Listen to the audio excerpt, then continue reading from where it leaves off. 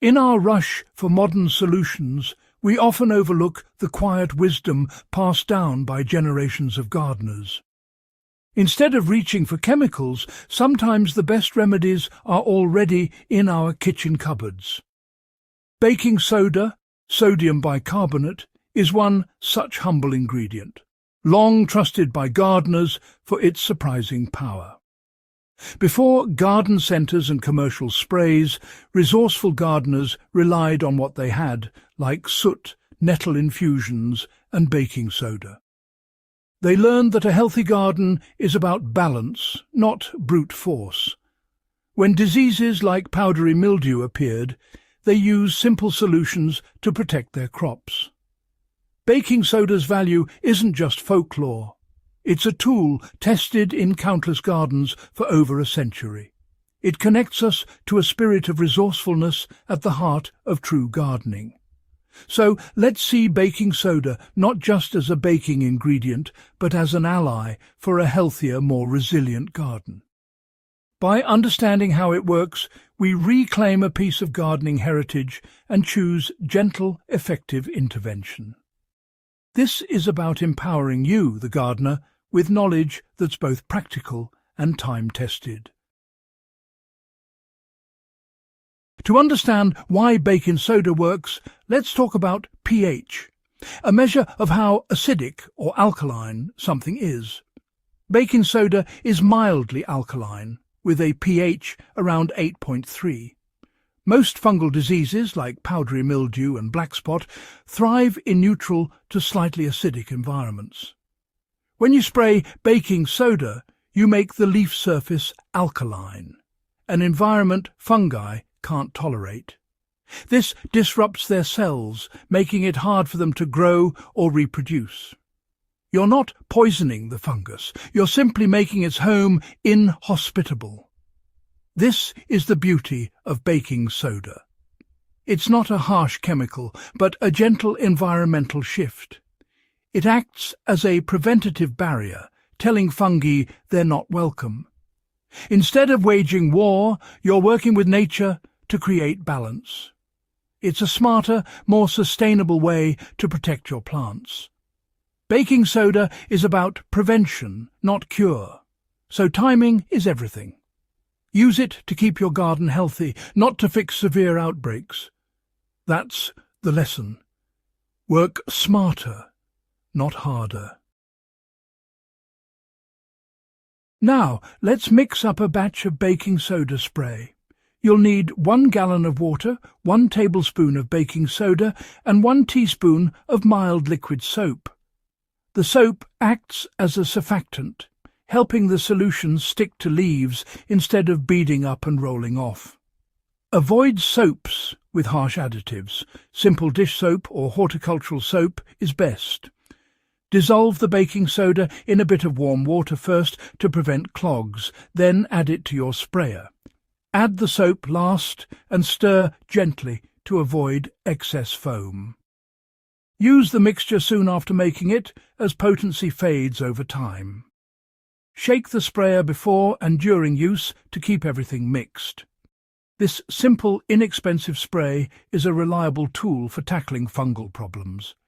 Keep it handy and use at the first sign of trouble. With this recipe, you're ready to protect your plants the old-fashioned way. Timing and technique matter when using baking soda spray. Apply as a preventative or at the first sign of disease. Don't wait until mildew takes over. Spray early in the morning or on a cool, overcast day to avoid leaf burn. Never spray in hot sun, as droplets can scorch leaves. Test on a small area first to check for sensitivity. Spray thoroughly, covering tops and undersides of leaves, stems and leaf joints. Fungi hide in sheltered spots, so be methodical.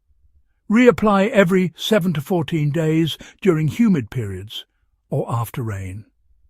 Remember, this is a contact spray. It only protects what it touches and washes off easily. Diligence is key, but the reward is a healthy, chemical-free harvest. With care, you'll keep your garden thriving and resilient. Baking soda's usefulness goes beyond fighting mildew. Sprinkled around plants, it deters slugs, snails, and even ants by irritating their bodies or disrupting their chemistry. A mix of baking soda and flour can deter cabbage worms on brassicas. It's also a gentle, non-toxic cleaner for pots, trays, and tools, scrubbing away grime and disinfecting surfaces. Some gardeners even used it as a quick fix for acidic soil in planting holes, though it's not a long-term solution. Baking soda is a true homesteader's friend. Versatile, safe, and remarkably handy. While baking soda is a great tool, moderation is crucial. Too much can burn leaves or build up sodium in the soil, harming plants over time. Avoid using it as a large-scale soil amendment. Stick to lime or wood ash for that. Baking soda works best against powdery mildew and similar fungi, but it's not a cure-all. Don't expect it to fix every disease or pest. Always start with a dilute solution and test on a small area.